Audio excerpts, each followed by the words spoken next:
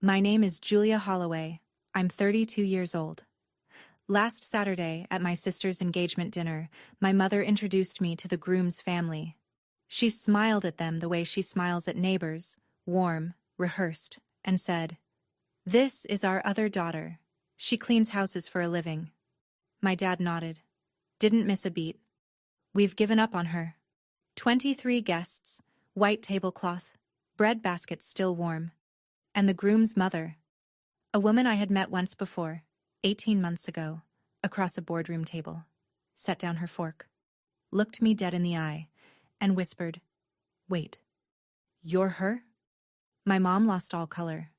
What happened in the next 40 minutes broke something in my family that I don't think will ever go back together. But I need you to hear how we got there, because the dinner was just the detonation. The fuse had been burning for 10 years. Welcome to my channel. Before we get into this, please take a moment to like and subscribe. It helps more than you know.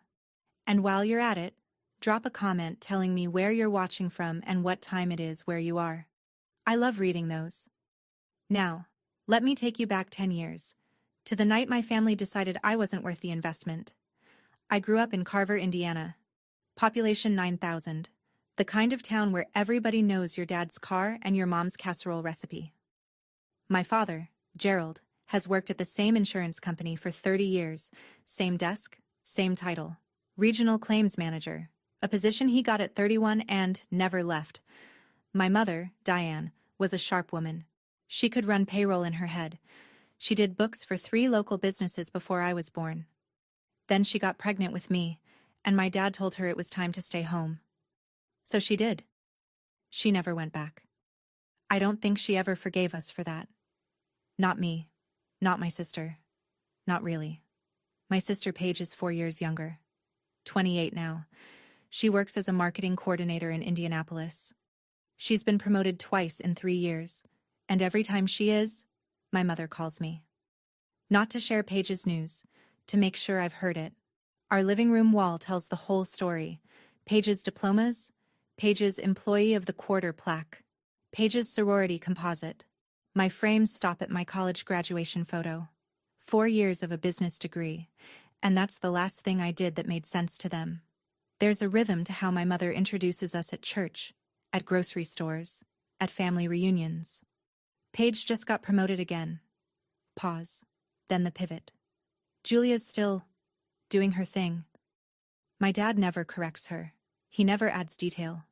He just stands there with his hands in his pockets, looking at the floor like a man waiting for his number to be called at the deli counter. Silence is a kind of agreement. I learned that early. The summer I turned 22, I had a degree in business administration and a suitcase full of plans. My mother had other ones. She'd enrolled me in an MBA program at the state university, paid the deposit, told my dad's coworkers, printed the course catalog, and left it on my nightstand like a hymnal. I sat her down at the kitchen table one Thursday evening and told her I wasn't going. "I'm starting a commercial cleaning company," I said. I had a binder, market research, cost projections, a 12-month cash flow estimate. She didn't look at the binder. 14 seconds. That's how long she sat in silence. I counted the ticks on the wall clock behind her head. Then she said, "You want to clean toilets? That's your big plan?" My dad walked in from the garage. He'd heard enough. "I already told Jim at work about your MBA. Paige was at a friend's house. She texted me later that night. Mom says you're being dramatic." Only one person asked to see the binder. My grandmother, Ruth. 78 now, but back then she was 68 and sharp as a tax audit. She sat on her porch, read every page, and said, "Show me where you'll be in year 3.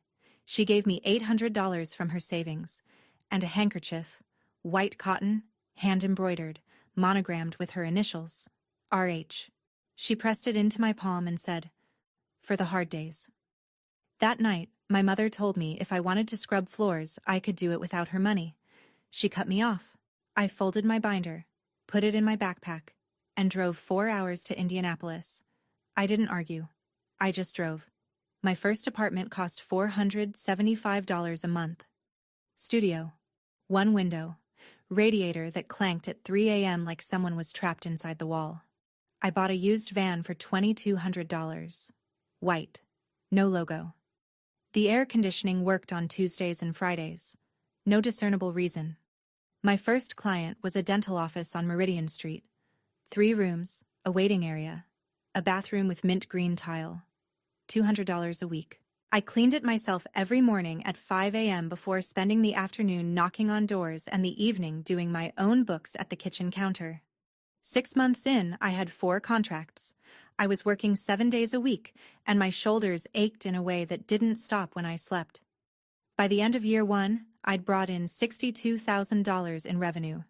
Profit, $11,000.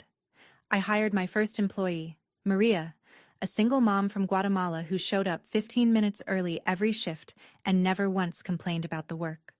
She's still with me. Every Sunday, I called Grandma Ruth. She'd ask specifics. How many clients? What was my close rate? Had I looked into liability insurance yet? She listened the way people listen when they believe what you're building is real. Every other week, I called home. My mom picked up, and the conversation was always the same. You ready to come home yet? Not yet, Mom. Well, Paige is doing very well at her new job. Tell her I said congrats. My dad never got on the line. By year 3, something happened that almost made me pick up the phone and call my mother. Almost. But I'd learned by then that almost doesn't count in my family.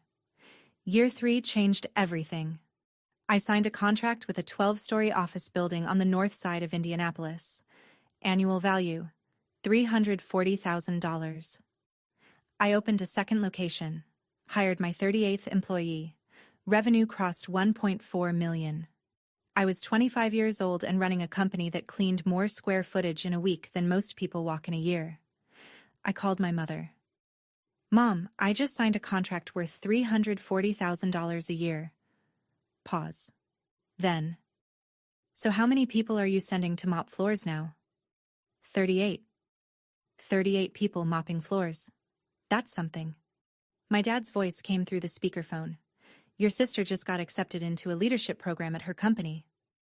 I sat in my office, a real office by then, with a desk and a filing cabinet and a framed photo of Grandma Ruth on the shelf, and I stared at the business card I'd just had printed. Navy blue, clean font, Holloway Commercial Services. Tagline along the bottom. Excellence in every detail. I designed it myself.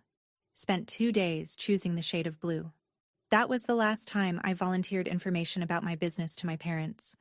I didn't make a decision about it. There was no dramatic moment, no declaration. I just ran out of doors to knock on. When you tell someone you signed a contract worth $340,000 and they ask how many people you're sending to mop floors, the message is clear. They've decided what you are. New information won't change the file. For the next 7 years, they believed exactly what they wanted to believe, and I let them. Fast forward. Holloway Commercial Services, 14 states, 283 employees. Annual revenue, $18 million. We service hospitals, universities, corporate headquarters, government buildings. My employee retention rate, 87%, is the highest in the industry. I built a training program for ESL workers that 3 competitors have tried to copy. I live in Indianapolis. I drive a 2019 Honda Accord. I own a condo downtown that I bought in cash, and I keep a bottle of homemade lemon vinegar cleaner on my desk because I still like the smell. It reminds me of the beginning. None of this is secret. I have a website, a LinkedIn page, a short Wikipedia article I didn't write. My parents have never looked at any of it.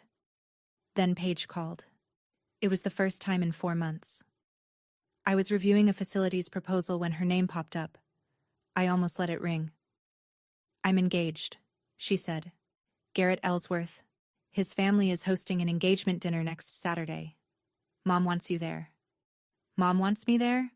Or you want me there? Does it matter? Grandma Ruth's coming. She asked for you specifically. That settled it. When Ruth asks, I show up. After we hung up, I typed the name into my laptop. Ellsworth Property Group, 200 commercial properties across Ohio and Indiana. I knew the name. I knew it very well. 18 months ago, My company won the cleaning contract for 47 of their buildings. $3.8 million a year. The largest deal in my company's history. The contract was signed by the chair of their board, Catherine Ellsworth, the groom's mother. I stared at the screen for a long time. Friday afternoon, the day before the dinner. I stood in my office and looked at the bottle on my desk. Lemon juice, white vinegar, water. Same recipe I mixed in my studio apartment 10 years ago when I couldn't afford commercial products. I unscrewed the cap and held it under my nose. Citrus and acid. It smelled like 5 a.m. shifts and aching shoulders and mint green bathroom tile. It smelled like the beginning of everything. I picked my outfit that evening. Navy blouse, the same shade as my company logo, though nobody at that dinner would know that. Black slacks, flat shoes, no jewelry except a thin gold chain Grandma Ruth gave me for my 30th birthday. I wasn't dressing to impress. I wasn't dressing to prove anything. I was dressing the way I dress every day, like a woman who has work to do. Saturday morning, I called Ruth. "I'm on my way, Gram." "Drive safe, honey." She paused. Her voice had thinned over the past year. The heart medication made her tired, and I could hear it. "And Julia?" "Yeah?" "Don't let your mother shrink you." I pulled onto I-70 heading east, 3 hours to Carver. 3 hours of flat Indiana highway and corn stubble and radio stations that fade in and out like old friendships. 3 hours to decide how much of myself I was willing to bring into that room. I thought about Catherine Ellsworth. She would be there. She would recognize me. And I didn't know what she'd say. Or what my parents would say when she said it. I wasn't planning anything. I want to be clear about that. I drove to that dinner for one reason. A 78-year-old woman with a bad heart who wanted to see her granddaughter. Everything else just happened. The Birchwood sits on a 2-lane road outside Carver. Farm to table, exposed brick. The kind of place that serves bread in a cloth napkin and charges $42 for a pork chop.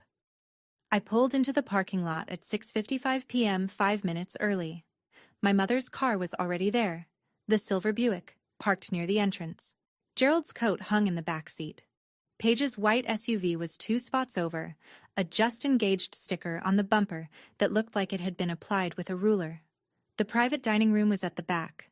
Long oval table, 23 place settings, warm lighting, bread baskets, water glasses already filled. My mother met me at the threshold. She wore a plum dress and a necklace I'd never seen before, probably new for the occasion. She hugged me, quick, tight. Her hand gripped my shoulder the way you grip a steering wheel in bad weather. "You look comfortable," she said, eyes scanning my blouse, my flats. She smiled. It didn't reach her temples. Gerald stood behind her. He shook my hand, his own daughter, and said, "Glad you came." He looked at my left ear the entire time. Paige crossed the room in heels, engagement ring catching the overhead light. She hugged me with both arms, which surprised me. "Thanks for coming, Jewel." She introduced me to Garrett, tall, polite, firm handshake, and said, "This is my older sister. She lives in Indianapolis. No job, no title, just a city." At the far end of the table I spotted Grandma Ruth, wheelchair, thinner than 3 months ago. Cardigan buttoned to the throat. She reached for my hand before I reached for hers. "There's my girl." I sat beside her. Catherine hadn't arrived yet. Appetizers came out. Bruschetta, crab cakes, a cheese board that could feed a high school basketball team. Diane worked the room like a campaign manager. She made introductions one by one. Every family member got a label. "This is my brother Tom, retired fire chief, 31 years of service. My niece Sarah, just finished nursing school, top of her class." Each person tagged with a title, a rank, a reason to be respected. She skipped me. Not in a dramatic way, not a pointed silence. She just moved past my chair the way you move past a lamp you've had so long you don't notice it anymore. Robert Ellsworth noticed. He was Garrett's father. Silver-haired, easy smile, the kind of man who asks questions because he's genuinely curious, not because he's checking boxes. He leaned across the table. And what do you do, Julia? Before I could answer, my mother's voice cut in from 2 seats away. Oh, Julia does cleaning work, residential. You know. She waved her hand. A flick, like brushing crumbs off a counter. I picked up my water glass, took a sip, set it back down.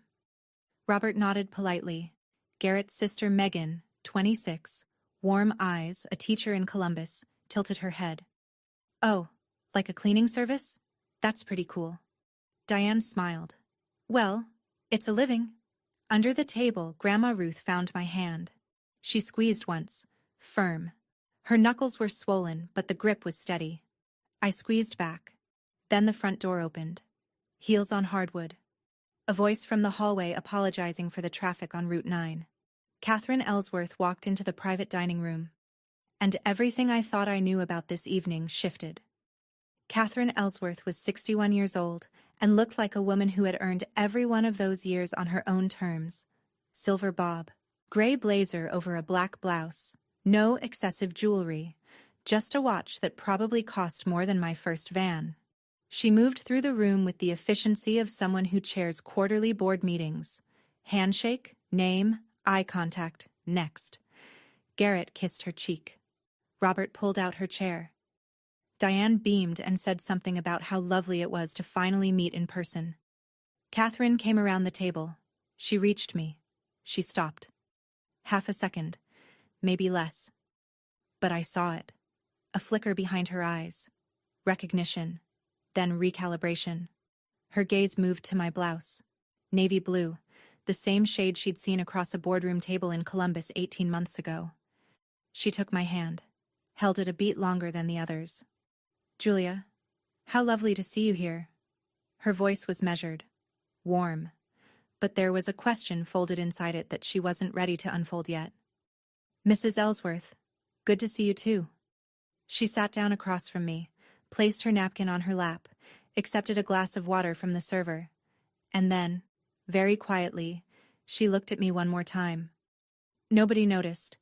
Diane was telling Robert about the time Paige won a regional marketing award. Gerald was studying the wine list like it contained a secret message from God. Paige was laughing at something Garrett whispered. But I noticed. And Catherine knew I noticed. She didn't say anything else for the next 20 minutes. She ate her appetizer. She complimented the crab cakes. She asked Garrett about his new apartment. And she waited. Let me tell you about the first time I met Catherine Ellsworth. 18 months before that dinner, I flew to Columbus, Ohio, for the biggest pitch of my career. Ellsworth Property Group managed over 200 commercial buildings, office towers, medical complexes, mixed-use developments across 4 states. They were looking for a single vendor to handle cleaning services for 47 of those properties. The contract was worth $3.8 million a year. I wore my Navy suit. I brought a 40-page proposal. I'd spent 3 weeks building it. Service tiers, staffing models, quality control protocols, cost comparisons. I printed 5 copies and drove to a FedEx at midnight to get them spiral-bound. Catherine chaired the meeting. 6 people at the table. She asked more questions than the other 5 combined. She wanted to know my employee retention rate, 87%. She wanted to know about my training program, 40 hours of onboarding, monthly check-ins, ESL support. She wanted to know why I started the company. I told her the truth. Because I cleaned my first office at 22 with a spray bottle and a borrowed mop, and I decided no one who does this work should feel invisible. She didn't smile. She wrote something down. After I signed the contract, she walked me to the elevator. She said, I've signed a lot of contracts, Julia. This is the first time I felt the other person cared more about the people doing the work than the profit margin. I kept that sentence in my head for months because it was the first time someone with real authority had looked at what I built and called it what it was. My parents had 10 years to say something like that. A stranger said it in 15 minutes. Back at the dinner. Main course. Pan-seared salmon, roasted vegetables, a risotto that nobody was paying attention to because the conversation had turned to careers. Robert Ellsworth was the one who opened the door. So, Diane, you must be proud of both your girls. My mother set down her fork, tilted her head. That look. Half smile, half calculation. I've seen it 1,000 times. She was framing the shot. Oh, Paige is our shining star, promoted twice in 3 years. Her company just trusted her with their biggest client. Diane touched Paige's arm. Paige smiled, embarrassed but not enough to stop it. Diane paused. Let the silence do the work. Then the pivot. Julia takes a different path. She's more hands-on. Gerald didn't need a cue. He leaned toward Robert like they were sharing a joke at a bar. She started out cleaning offices after college. We thought it was temporary. Small laugh. 10 years later? He trailed off. Shrugged. Like the rest of the sentence wasn't worth finishing. Megan looked at me. Garrett looked at his plate. Robert stopped chewing. I cut my salmon. Steady hand. Chewed. Swallowed. Took a sip of water. At the end of the table, Grandma Ruth set her fork down hard enough to clink against the plate. Julia's doing just fine, Diane. My mother didn't miss a beat. Smile still perfect. Of course she is, Mom. Nobody said otherwise. Nobody said otherwise. That's how she operated. Never an accusation you could pin down. Just implication. Layered so thick you couldn't breathe under it. Catherine Ellsworth picked up her water glass. Set it down without drinking. Her eyes hadn't left my mother for 30 seconds. Diane didn't notice. She never looked at the people who were actually watching. Between the main course and dessert, I excused myself. The bathroom was down a narrow hallway. Cream walls, a framed watercolor of a barn, the kind of art that exists only in restaurants and dental offices. Gerald was waiting in the hall when I came out, hands in pockets, shoulders rounded. He looked like a man who'd been standing there for a while, trying to decide whether to stay or go. Hey, Jewel, you doing okay? I'm fine, Dad. He shifted his weight. Left foot, right foot. I know your mom can be a lot, but she means well. Does she? He opened his mouth. Something flickered across his face. Not courage, exactly, but the shadow of it. Like a man reaching for a door handle in the dark. His fingers turned his wedding ring. 1 rotation. 2. Then, from the dining room. Gerald, can you come get more wine? My mother's voice. Crisp. Final. The way you call a dog that's wandered too far from the yard. He blinked. I should go. He turned and walked back. Didn't look over his shoulder. Didn't say another word. I stood in that hallway and watched him disappear into the warm light of the dining room, and I thought, that was as close as he'd ever come. That half sentence in a hallway was the best Gerald Holloway could offer, and it still wasn't enough to finish. I'd stopped counting on almost a long time ago. I went into the bathroom, washed my hands. The soap was lemon-scented, sharp, acidic, familiar. It hit me in the chest the way a song does when you hear it in a grocery store 15 years after it mattered. I dried my hands, breathed, walked back to the table. I sat back down.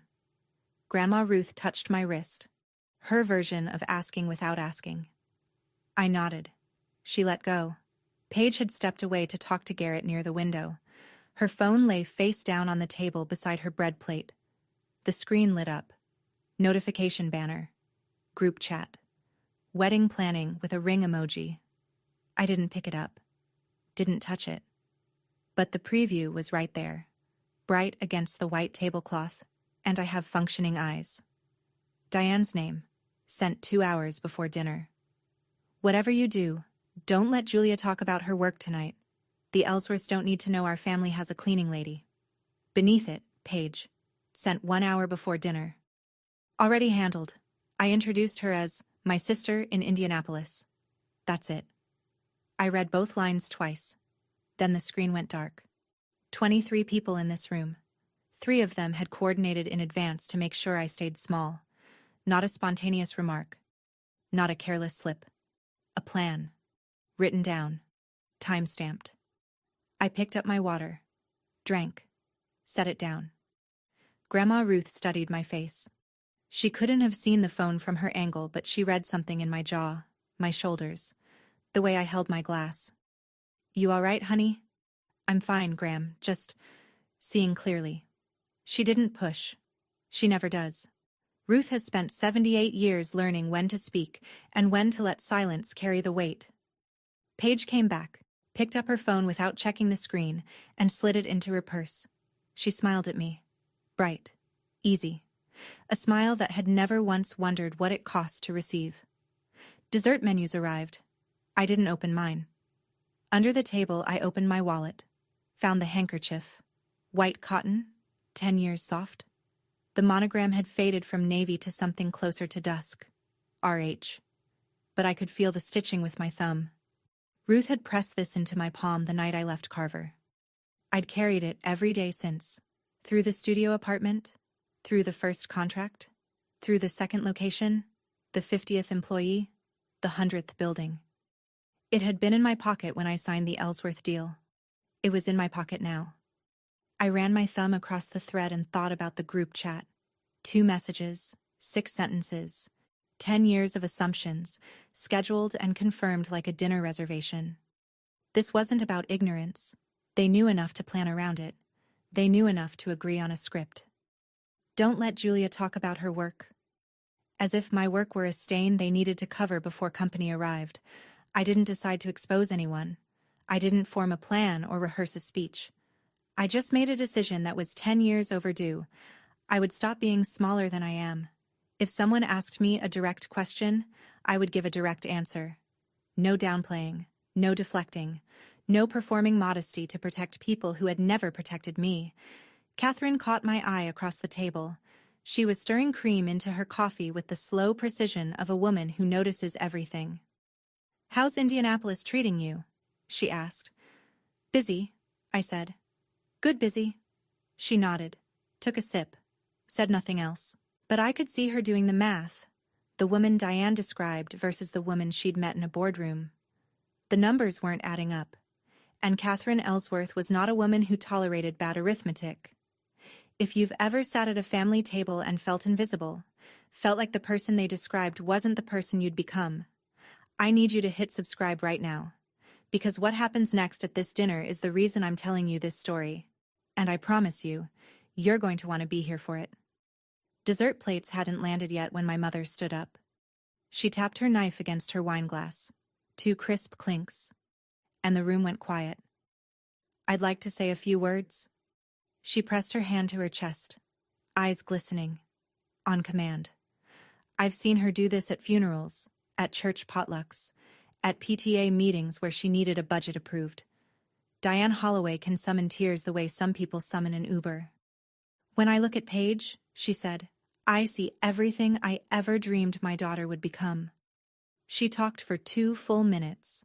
Paige's degree, Paige's career, Paige's grace under pressure, Paige's kindness. Paige, Paige, Paige. Every sentence a brick in a monument to the daughter who had followed the blueprint.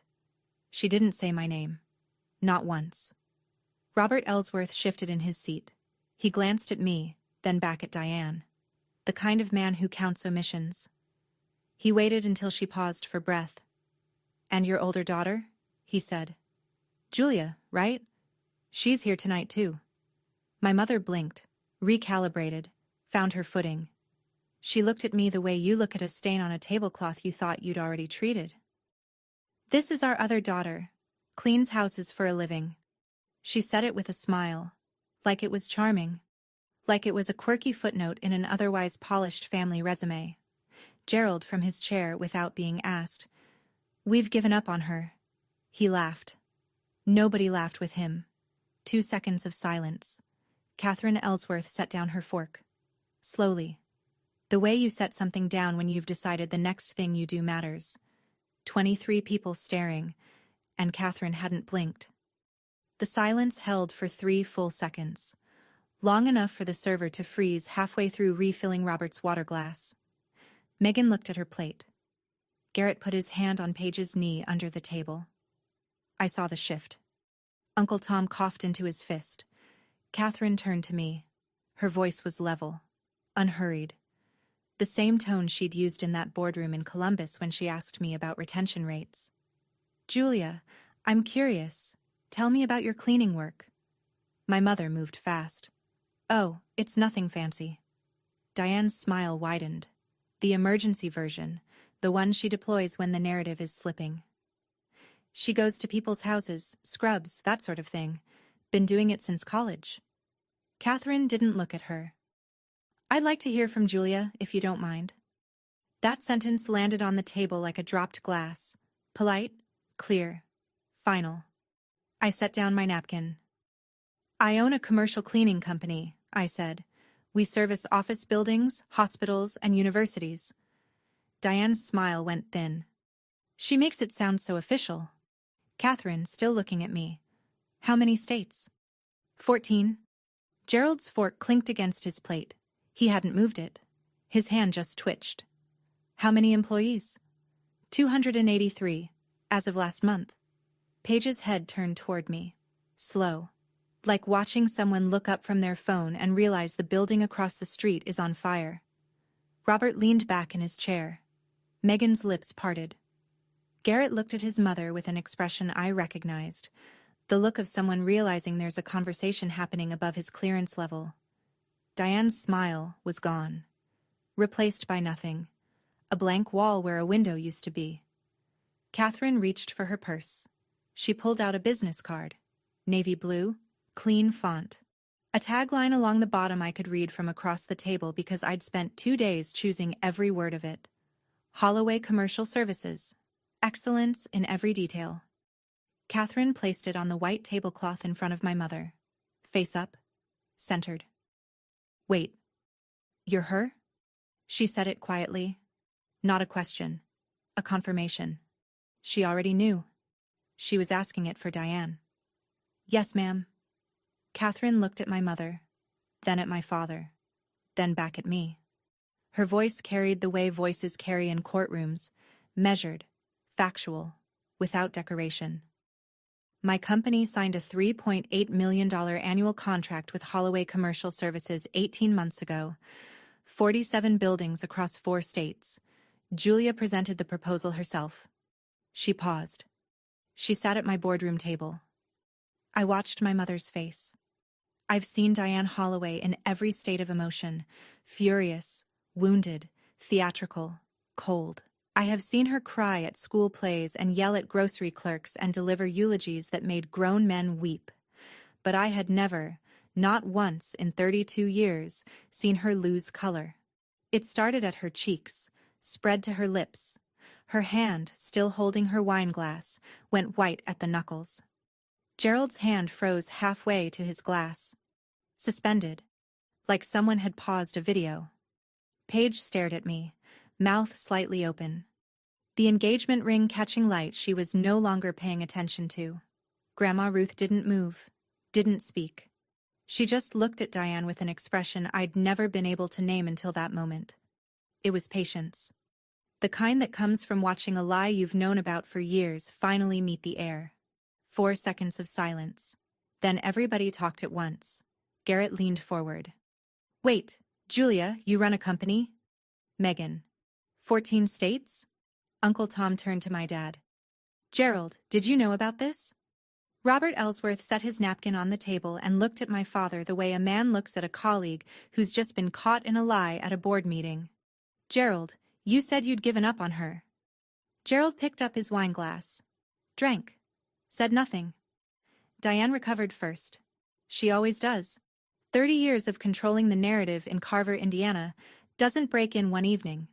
She shifted forward, pressed her palms together, and found a new voice. Warmer, wider, coated in surprise that landed just north of convincing. Well, she never told us it was that big. Julia is very private. We had no idea. She turned to Catherine with manufactured wonder. I always knew she'd do well. I set my fork down. You knew, Mom. I told you at year 3, and at year 5. You said, and I remember the exact words. So how many people are you sending to mop floors now? Diane's face hardened for a half second before she smoothed it back. I never said that.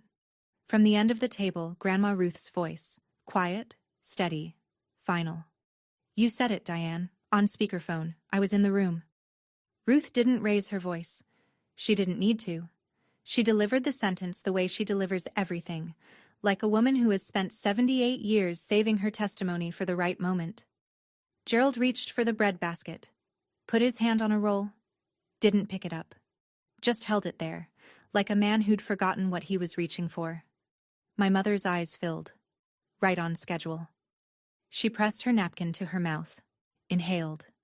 A shaky, theatrical breath designed to pull focus the way a spotlight operator swings the beam. "I can't believe you're doing this to me," she said, voice cracking. "At your sister's engagement dinner. This night isn't about you, Julia." She turned to Catherine, switched registers. Softer now. Conspiratorial. One mother to another. "I'm so sorry. Family can be complicated." She dabbed her eyes with the corner of her napkin. "We've always tried to support both our girls. We really have." Paige reached for her mom's arm. Reflex. The golden child, trained to comfort on cue. "I didn't take the bait. I didn't bring this up, Mom. You introduced me." Catherine asked questions. I answered them. Paige pulled her hand back, looked at me. "Can we please just stop? This is my night." Her voice pitched high, not cruel, just cornered. "Why do you always have to make everything about yourself?" "Paige, I've been sitting here eating salmon. I didn't make a speech. I didn't interrupt anyone. I answered a direct question." Catherine spoke. Not loud. She didn't need volume. She had gravity. "Paige, no one is trying to ruin your evening. But your mother made specific claims about your sister in front of my family that aren't true." She folded her hands on the table. "In my experience, facts aren't drama." The room held its breath. Megan reached for her water glass. Robert sat perfectly still. Garrett looked at his mother with something that was part admiration, part terror. Grandma Ruth sat in her wheelchair at the end of the table and watched her daughter the way a woman watches a house she warned everyone about finally catch fire. Gerald tried to break the tension. "Well, this is quite the dinner show." He chuckled. The sound landed in the room like a coin dropped in a church. Nobody laughed. He pivoted, pulled his chair in, attempted the reasonable father voice, the one he uses at insurance meetings when a claim is getting complicated. "Julia, look. We didn't know. You could have told us. You know we're not mind readers." "I did tell you, Dad, 3 times. You stopped listening and I stopped talking." Robert Ellsworth leaned forward. Not aggressive, just honest. The way a man speaks when he doesn't understand something and isn't willing to pretend he does. "Gerald, I have to say, if one of my children built an $18 million company, I'd want to tell everyone in this room." Gerald's jaw tightened. That sentence hit the nerve he'd spent 30 years protecting. The mediocre career, the unchanged title, the 3 decades of telling himself the insurance desk was enough. Robert didn't mean to expose it. He was just stating a fact. But facts are shrapnel when they land near an insecurity. Catherine added, gentle but precise. "Julia's company has the highest employee retention rate of any vendor we work with. 87%. She's built something extraordinary." Diane cut in. "Well then, she should have said something. How are we supposed to know if she doesn't tell us?" Grandma Ruth's voice came from the far end of the table. The kind of voice that doesn't need to be loud because everyone already knows it carries weight. "She did say something, Diane. You just didn't want to hear it." My mother looked at my grandmother, and for the first time that evening I saw something I'd never seen on her face before. Not shame, not anger, fear.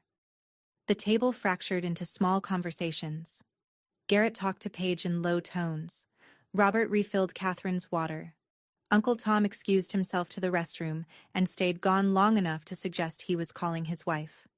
Diane stood up, smoothed her dress, walked toward the hallway. She stopped beside my chair without looking down. "Come with me." I followed. Not because she told me to, because I wanted to hear whatever she was going to say without 23 sets of ears. The hallway was quiet. The barn watercolor stared at us from the wall. Diane turned around. The tears were gone. Her eyes were dry and hard and clear. "You planned this. You came here to humiliate me." "I came here because Grandma Ruth asked me to." "Don't hide behind my mother. You knew Catherine would be here. You knew she'd recognize you. You set this whole thing up. I set nothing up, Mom. I showed up. I sat down. I ate my dinner. You're the one who introduced me as the family cleaning lady.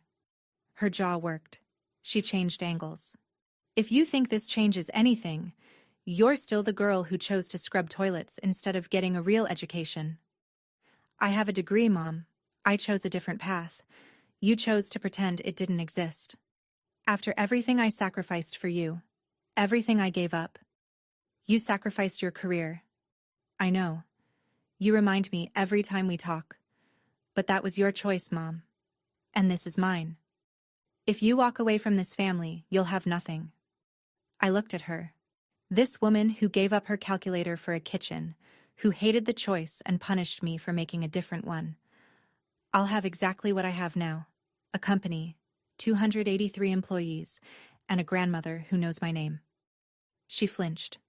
Diane walked back into the dining room, spine straight, mask on. A woman who has never once left a public room looking defeated, no matter what happened in the hallway. Paige caught me before I followed. She was crying. Real tears. I could tell the difference. Diane's tears come with eye contact and perfect timing.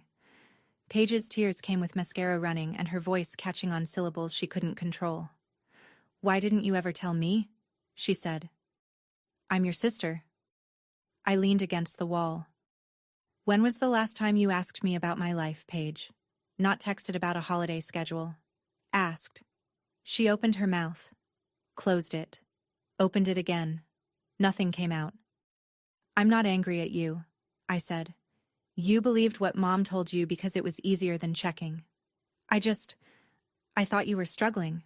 Mom said what Mom needed to believe, and you never questioned it." She pressed her back against the opposite wall. 4 feet of hallway between us, the closest we'd been in years, and also the furthest. "So you're really 14 states? 14 states. 283 people who show up every morning because the work matters, and a grandmother who calls me every Sunday to ask how it's going." Paige's face crumbled. Not from shame. Something deeper than that. The weight of realizing she'd outsourced her relationship with her sister to a woman who'd been lying about both of them for a decade. She didn't say she was sorry. She wasn't ready for that word yet. But she didn't defend my mother either. And in this family, silence against Diane is its own kind of rebellion. I walked back to the table. Paige followed a minute later, eyes red, napkin pressed to her face. This is the part of the story I almost didn't tell, because what I said next, back at that table, is the reason my family hasn't been the same since. If you're watching this and thinking about someone in your life who needs to hear the truth, share this video with them. And stay. Because the next few minutes changed everything. I walked back into the dining room and stood behind my chair. I didn't raise my voice. I didn't grip the table or square my shoulders or do any of the things people do in movies when they're about to deliver the speech of their lives. I just stood there, one hand resting on the chair back, the other in my pocket, thumb pressed against the monogrammed threads of Grandma Ruth's handkerchief. I'm going to say this once. The table went still. Forks stopped. Coffee cups hovered. Even the server by the door paused with a tray of petit fours balanced on her forearm. I love this family. I've spent 10 years loving this family from a distance because it was the only distance that let me breathe. I looked at my mother. "Mom, you introduced me tonight as the one who cleans houses. Dad, you said you'd given up on me." I let that sit. In front of people I'd never met. In front of Grandma. I looked at Ruth. She was watching me with both hands flat on the table, steady as a judge. Her eyes were wet, but her chin was up. "Gram never gave up?" she asked. She listened. She showed up. I turned back to the table. "I'm not here to embarrass anyone. I came because my grandmother wanted me here, but I won't sit at any table where my own parents describe me as something less than what I am." I pulled in a breath. So here's what changes. I will always answer Grandma's phone calls. I will always show up when she asks. But I won't be coming to family events where I need to pretend I'm smaller than I am. That's my boundary. It's not a punishment. It's a decision. I sat down, picked up my water, took a sip. The room stayed silent for 5 seconds. Then Diane broke. She stood up. Chair legs scraped the hardwood. You can't just... Her voice cracked. She caught it, rebuilt it, lost it again. You can't just leave. I'm your mother. I looked at her, calm. Then act like one. 3 words. They landed in the room like a stone dropped into still water, and the ripples reached every corner. Diane's composure shattered. Not the staged kind, the real kind. Her chest heaved. Her hands trembled against the edge of the table. Tears rolled down her face, and for the first time, I couldn't tell whether they were real or rehearsed. Maybe she couldn't either. I gave up everything for this family. Everything. My career, my ambitions, my... She stopped, looked around the room, saw the Ellsworths watching, saw Robert's face, saw Catherine's stillness, realized she'd said too much in front of the people she'd spent the entire evening trying to impress. Catherine spoke quietly. Diane, your daughter built something remarkable. Perhaps it's time to see it. Diane's head snapped toward Catherine. You don't know our family. I know your daughter, Catherine said. That's enough. Gerald sat in his chair, silent, still. He hadn't moved in minutes. He was going to ride this out the way he'd ridden out 30 years of marriage, by being present in body and absent in every way that mattered. From the end of the table, sit down, Diane. Grandma Ruth. Voice thin but iron. My mother sat. Not because she agreed, not because she surrendered, because Ruth was still her mother, and even Diane Holloway, controller of narratives, commander of tears, couldn't defy that voice in front of 23 witnesses. The table exhaled. I hadn't raised my voice. Not once. I pushed my chair back and walked to the end of the table. Ruth was sitting in her wheelchair, hands folded in her lap. Her cardigan had slipped off one shoulder. I fixed it without thinking. The way you fix things for people you love, automatic and quiet. I knelt beside her. She took my hands. Her fingers were thin, the knuckles swollen, the skin papery and cool. But the grip was Ruth. You don't need to stay for me, sweetheart. Her voice was low enough that only I could hear it. You already came. That's enough. I'll call you Sunday. Same time. You better. I kissed her forehead. She smelled like lavender and wool and the cedar closet in her apartment where she keeps the quilts she made in the 70s. She slipped something into my hand, a folded piece of paper, small enough to fit in a palm. I closed my fingers around it without looking. I stood up, turned to Catherine. Thank you, Mrs. Ellsworth, for the questions. Catherine nodded, a small, precise motion. Thank you, Julia, for the answers. I picked up my purse from the back of my chair, and then, because some things should be left where they can be found, I took one of my business cards from the side pocket of my wallet and placed it on the table beside my mother's place setting. Navy blue, clean font, excellence in every detail. Then I walked out. Steady pace, flat shoes on hardwood. I didn't run. I didn't turn around. I heard my mother say something behind me, sharp, clipped, already composing the version of this story she'd tell her friends. But I was past the hostess stand before the words reached me, and the front door closed behind me with a clean, final click.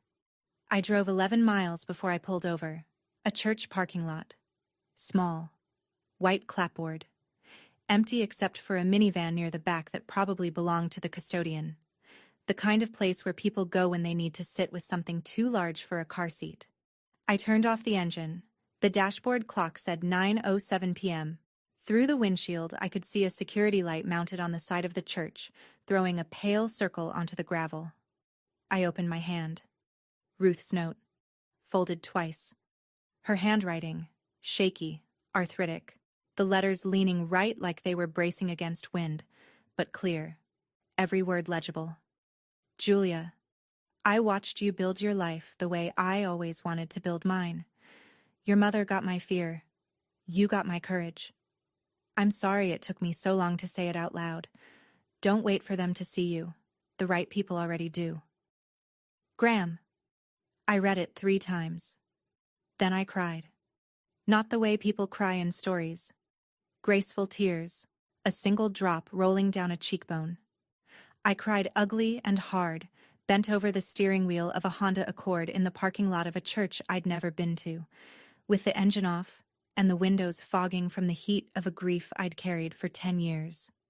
I reached into my wallet. The handkerchief. RH. Faded monogram. Soft cotton. 10 years of being held. I pressed it to my face. It smelled like lavender, like Ruth's dresser drawer, like the only person in my family who ever thought to ask. She gave me $800 when I was 22. A handkerchief when I had nothing. And tonight, 17 lines of shaky cursive that said everything my parents never could. I sat in that parking lot for 20 minutes. Then I drove home. 48 hours. That's how long it took for the full picture to develop. My mother called 7 times. I let everyone go to voicemail. The first 3 were angry. Clipped sentences. Controlled fury. The voice of a woman who believes she has been wronged by the person she wronged. You humiliated me in front of the Ellsworths, Julia. In front of Catherine. Do you understand what you've done? The next 2 were wet. Tears. Pauses. Nose blowing. I'm your mother. You can't just walk away from your mother. That's not how this works. The last 2 were silence. 10 seconds each. Then a click. Gerald sent 1 text. Monday afternoon. 4 words. Your mother is very upset. I read it. I did not respond. Paige texted Sunday night. I'm sorry I never asked. Can we talk? Not about Mom. Just us. I read it. I didn't delete it. I didn't respond yet. But I didn't delete it. Catherine Ellsworth sent an email Monday morning from her company address. Subject line, dinner and a contract. Julia, my son is marrying into an interesting family, but he's not marrying his mother-in-law. Your company remains our most valued partner. Dinner sometime? Not business. Just 2 women who work hard and understand what that costs. Catherine. I printed that email. Taped it to my office wall next to the first dollar I ever earned cleaning that dental office on Meridian Street. Sunday morning, right on schedule, my phone rang. Grandma Ruth. I picked up on the second ring. How's my girl? Better, Graham, getting better. You read my note? Every word, 3 times. Good. Now put it somewhere safe and go build something. I did. Monday morning, 7:15. I walked into the Holloway Commercial Services office on West Washington Street in Indianapolis. 3,200 square feet of open floor plan, glass-walled conference room, a break room that always smells like Maria's coffee. Strong enough to dissolve a spoon. Maria was waiting in the hallway with 2 mugs. She's been my first hire, my first friend in this business, and now my regional manager for Central Indiana. 15 years older than me. Shoulders like a woman who has never once asked permission. Boss, you look like you had a weekend. Family dinner. Ah. She handed me my mug. Those. I sat down at my desk, opened my laptop. 312 emails. 1 from Catherine Ellsworth's office. Contract renewal. 3-year extension. Improved terms. A note from Catherine's assistant. Mrs. Ellsworth asked me to expedite this. I leaned back, looked at the bottle on my desk. Lemon juice, white vinegar, water. The recipe I mixed in a studio apartment when I was 22 and couldn't afford anything better. I unscrewed the cap, held it under my nose. Same smell, same sharpness, same woman. Just older, steadier, with 283 people counting on her to show up every morning and mean it. My mother called me the one who cleans houses. She wasn't wrong about the verb. I do clean. We clean hospitals where children get better. We clean office buildings where people build careers. We clean courthouses where justice happens. We clean university halls where the next generation learns. There is nothing small about what we do. On my desk, framed in black metal, is the first business card I ever printed. Year 1. Bad font. Cheap paper. Logo I drew on a free design website at 2 in the morning. I've never taken it down. 2 weeks later, I called my mother. Once. The only time I initiated since the dinner. She picked up on the first ring. Didn't say hello. Just breathed. Mom, I'm calling to tell you something. Silence. I love you. That hasn't changed. But I will not attend any family event where you or Dad introduce me as less than what I am. If that means I miss holidays, I'll miss them. If that means I see you less, then I'll see you less. That's not a punishment. It's a boundary. You're choosing your pride over your family. I'm choosing my peace, Mom. Those are different things. Your father has my number. He's never used it. She hung up. I sat with the silence for about 30 seconds. It wasn't empty. It was full. The way a room is full after you've rearranged the furniture and realized it finally fits. I called Grandma Ruth. She picked up before the second ring. How'd it go? About how I expected. Did you say what you needed to say? Every word. Then that's enough, honey. That's enough. I looked at the business card on my desk. The first one. Year 1. Then I looked at the current one. Navy blue, clean font, 14 states, 283 employees. Same woman, same work. Different scale. My mom told the groom's family I clean houses for a living. She was right. I do clean houses. I clean offices and hospitals and courthouses and schools. I built an empire on work that my parents thought was beneath them. And I did it without their money, without their approval, and without a single moment of their pride. The people who matter already know. And the ones who don't, they were never going to. 3 months later. My mother and father haven't called. Not once. But the story spread the way stories spread in small towns, through the aunts and uncles who were at that dinner table, through the cousins who heard it secondhand, through the church group that Diane runs with iron fist efficiency. People Googled my company. They found the website, the client list, the employee count. They found the article in Indianapolis Business Journal from 2 years ago, the one my mother has never read. Diane lost the narrative. For the first time in 30 years, the version of her family she presented to Carver didn't match the version Carver could verify with a 5-second search. Paige drove to Indianapolis on a Saturday. We met at a diner near my office. She ordered pancakes and spent the first 10 minutes looking at her hands. I Googled your company, she said. You have a Wikipedia page? A short one. She smiled. Small. Uncertain. The smile of a woman learning to ask questions she should have asked years ago. We're not close yet. We may never be what sisters are supposed to be, but she's trying. And I'm leaving the door open. Catherine and I have dinner quarterly. Not always business. Sometimes just 2 women who built things from scratch and know what it costs. She sent me a referral last month. A hospital group in Michigan looking for a cleaning partner. 6 buildings. Worth $2.1 million. Gerald texted once. 3 months after the dinner. 6 words. I should have said something that night.